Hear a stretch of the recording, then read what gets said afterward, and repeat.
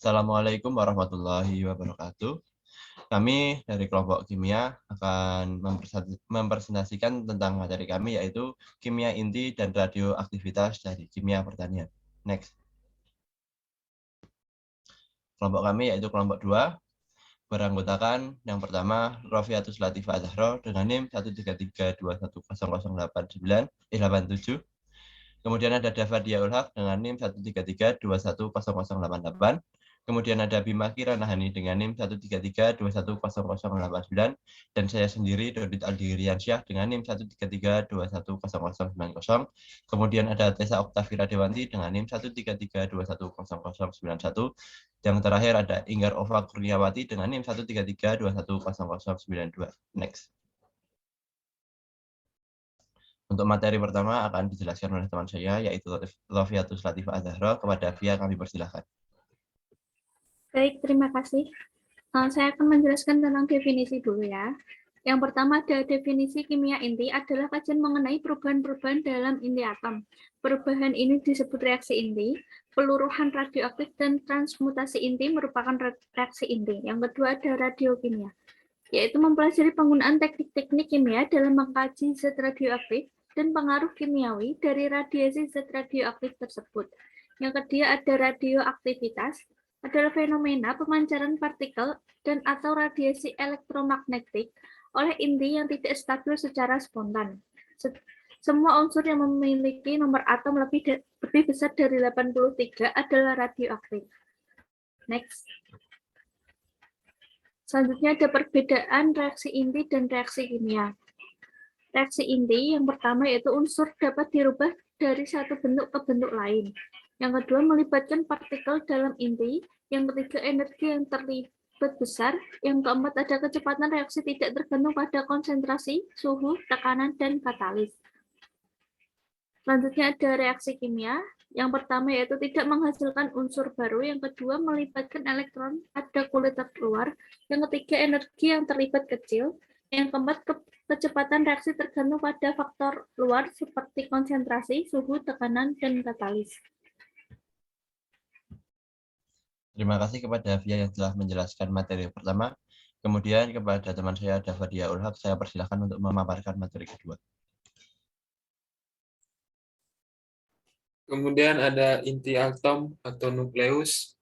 Inti atom adalah bagian yang bermuatan positif yang berada di pusat atom. Inti atom terdiri dari proton dan neutron, kecuali atom hidrogen. Kemudian untuk nuklida itu, kemudian ada penggolongan nuklida. Yang pertama ada isotop. Isotop merupakan kelompok nuklida dengan Z sama dan A yang berbeda. Contoh Pb. Kemudian ada isobar, kelompok nuklida dengan A sama dan Z yang berbeda.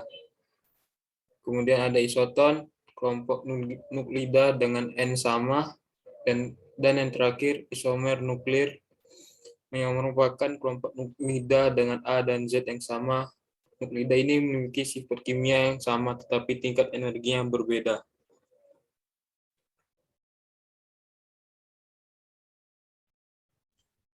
Terima kasih kepada teman saya Dava yang telah menjelaskan materi.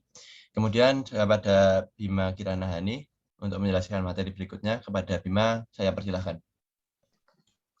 Kestabilan inti.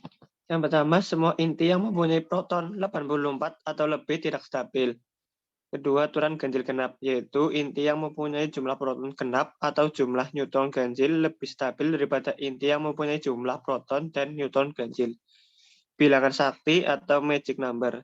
Nuklida yang memiliki neutron dan proton sebanyak bilangan sakti umumnya lebih stabil terhadap reaksi inti dan peluruhan radioaktif. Bilangan tersebut adalah untuk neutron 2, 8, 20, 28, 50, 80, dan 126. Untuk proton 2, 8, 20, 28, 50, dan 82. Pengaruh bilangan ini untuk stabilitas inti sama dengan banyak elektron untuk gas mulia yang stabil. Kestabilan inti dapat dikaitkan dengan perbandingan neutron-proton. radioaktivitas, pelepasan secara spontan atau dekai partikel subatomik atau sinar berenergi dari inti atom radioaktif sebagai proses transformasi menjadi inti atom yang lebih stabil. Partikel subatomik yaitu alfa, beta, sinar berenergi yaitu gamma. Karena peristiwa ini, maka radioaktif tidak dipengaruhi oleh temperatur, tekanan, dan lain-lain elektron yang mengelilingi inti. Untuk selanjutnya, terima kasih kepada Bima yang telah menjelaskan materi sebelumnya. Untuk selanjutnya, mengenai radiasi akan saya jelaskan sendiri. Akibat radiasi, terjadinya ionisasi atau non-ionisasi.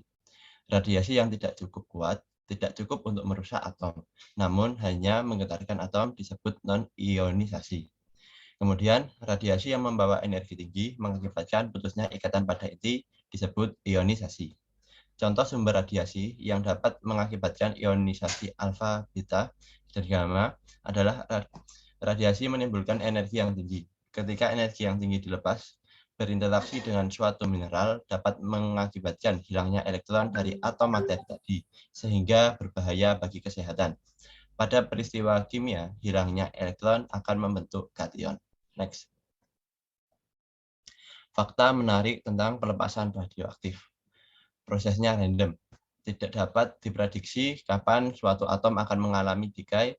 Ada 3 tipe partikel radioaktif. Yang pertama adalah alfa, kedua beta, dan ketiga adalah gamma. Pelepasan partikel beta terjadi ketika ratio neutron dan proton relatif kecil. Inti dapat menangkap elektron sehingga proton menjadi neutron. Nomor atom akan berubah. Pelepasan partikel alfa terjadi pada kondisi too many proton and neutron.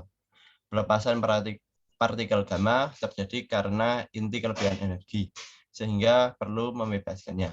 Next. Untuk materi berikutnya akan dijelaskan oleh teman saya, yaitu Tessa Oktavira Dewanti. Kepada Tessa, saya persilahkan. Oke, terima kasih. Di sini saya akan menjelaskan cara mendeteksi radiasi. Radiasi itu tidak dapat dideteksi melalui indera kita, tetapi kita bisa mendeteksinya menggunakan sebuah alat, dan alat-alat yang dapat digunakan itu ada cloud chamber, kemudian ada elektroskop, kemudian ada Geiger Müller tube. Next.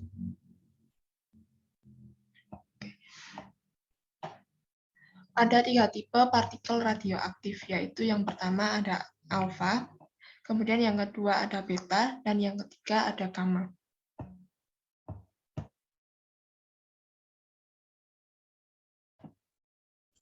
Terima kasih kepada teman saya, yaitu Tessa, yang telah memaparkan materi sebelumnya.